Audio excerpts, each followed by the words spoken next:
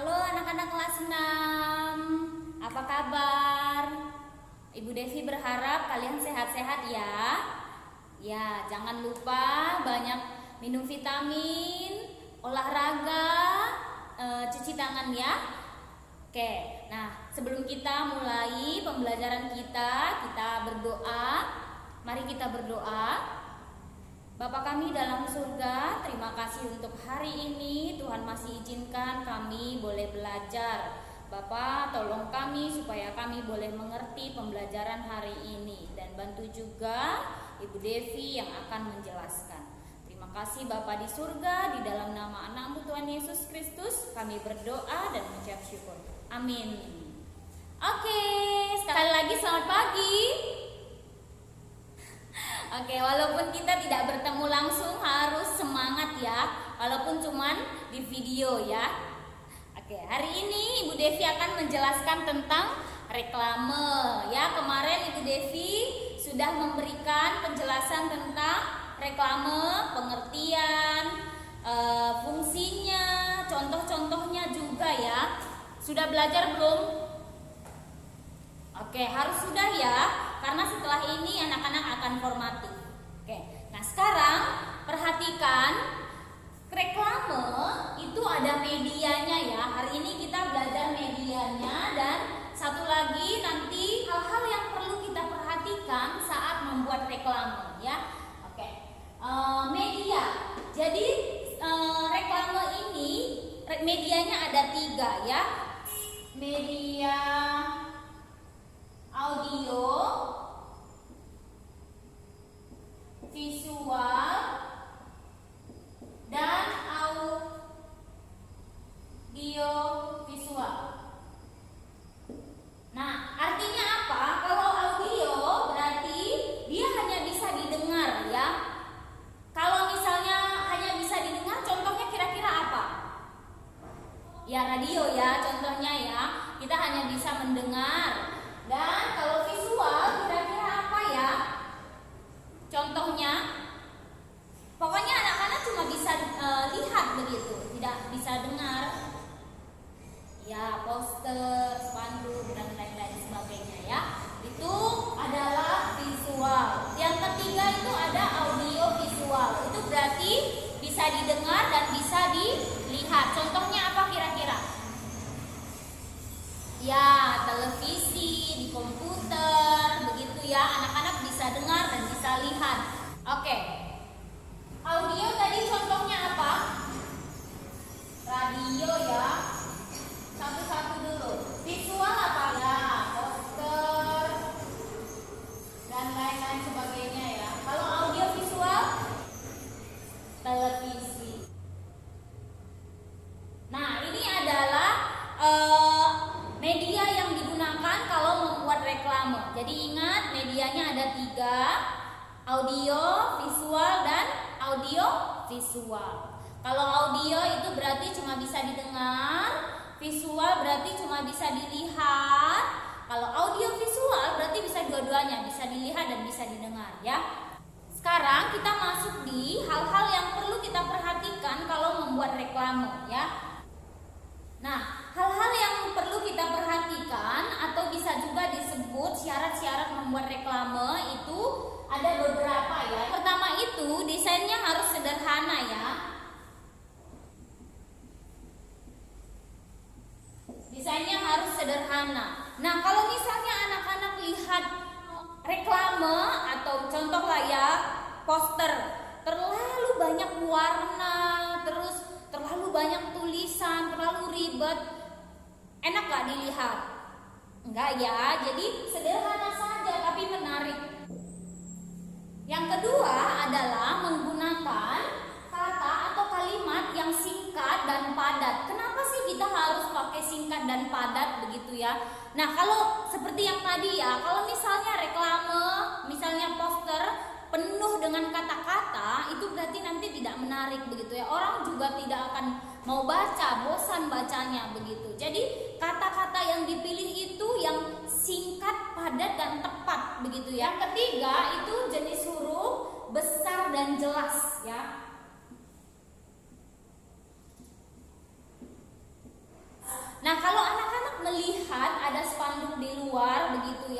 tulisannya kecil-kecil sekali, tidak bisa dibaca. Nah, anak-anak bakalan tertarik gak baca itu? Tidak ya, Ibu Devi aja misalnya ya, matanya Ibu Devi sudah rabun gitu. Kalau tulisannya kecil-kecil tapi dipasang di pinggir jalan misalnya, kan seharusnya orang lewat itu bisa dilihat. Tapi karena tulisannya kecil-kecil, tidak jelas begitu ya, jadinya orang-orang tidak bisa baca. Yang keempat itu ada warna kontras. Nah, pemilihan warna itu salah satu kunci ya reklame yang baik ya. Penggunaan warna yang kontras itu membuat orang-orang semakin jelas begitu arti maksud dari reklame yang anak-anak buat nanti itu, kita buat itu lebih jelas begitu. Maksudnya apa, tujuannya apa. Jadi pemilihan warna ini harus sesuai begitu. Karena apa? Karena pemilihan warna ini adalah salah satu kunci supaya reklamenya kita itu menarik.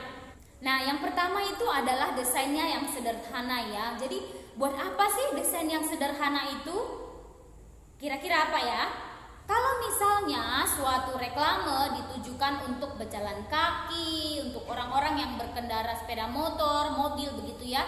Kalau misalnya dipasang di pinggir jalan begitu, sekali lewat orang-orang lihat, oh ini maksudnya ini begitu. Jadi tujuan desain yang sederhana itu adalah supaya orang-orang dengan melihat orang sudah mengerti begitu, nggak usah harus mikir lama-lama ini maksudnya apa begitu.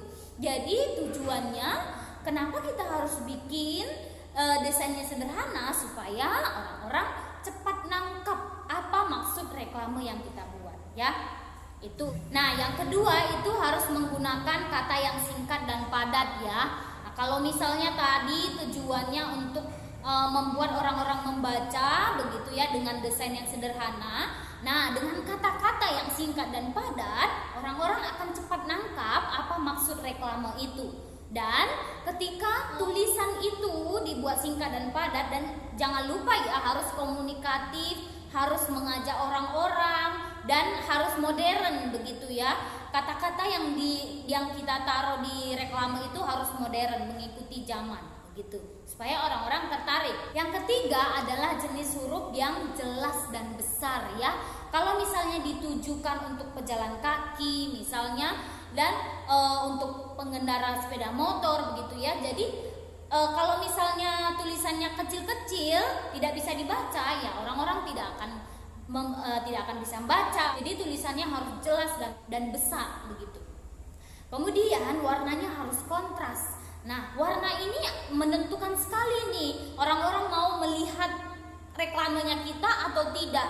Nah, kalau dari warnanya saja sudah tidak menarik, orang-orang akan ya lewat-lewat aja begitu ya. Tapi kalau menarik sedikit saja, orang-orang akan coba lihat begitu apa yang ingin kita sampaikan melalui reklamenya kita.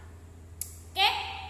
Nah, yang kelima nih, reklame itu harus sesuai dengan faktanya ya, harus jujur. Kalau anak-anak cantumkan gambar misalnya, nah gambar itu berarti harus sesuai dengan yang aslinya, yang mau dipromosikan. Jangan gambarnya lebih bagus daripada aslinya, begitu ya. Nah, kalau misalnya mencantumkan kelebihan-kelebihan, misalnya kelebihan spidol ini, tapi tidak betul begitu ya, itu berarti tidak jujur, reklamenya fail ya. Isi reklame harus benar adanya ya, harus jujur.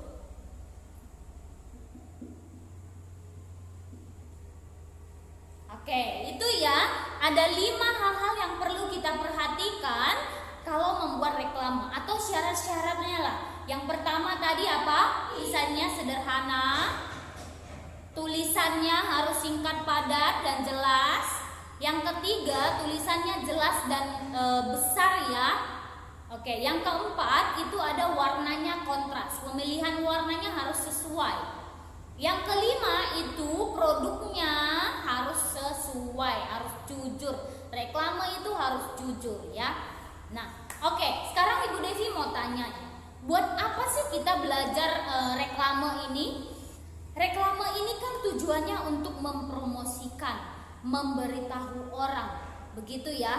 Nah, kalau misalnya reklame yang kita buat tidak sesuai, itu berarti kebohongan atau tidak? Kebohongan ya, orang-orang bisa tertipu, orang-orang kalau misalnya kita buat reklame yang tidak sesuai, begitu ya, orang-orang bisa tertipu, orang-orang bisa kecewa kepada kita, orang-orang bisa menganggap kita pembohong, begitu ya. Nah, itu baik atau tidak menurut anak-anak?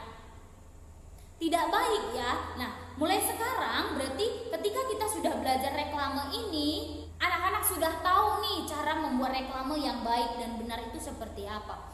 Harus jujur, begitu ya, harus sesuai fakta. Berarti kalau suatu saat nanti anak-anak akan membuat reklame, mungkin nanti anak-anak sukses begitu ya, ada usaha mau buat reklame. Jadi anak-anak harus membuat dengan jujur ya. Reklame harus sesuai dengan faktanya, sesuai dengan apa yang anak-anak akan mau tunjukkan ke orang-orang.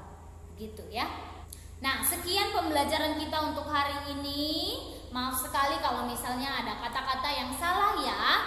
Kalau misalnya ada hal-hal lain yang mau ditanyakan atau kurang mengerti, silahkan tanya Ibu Devi ya.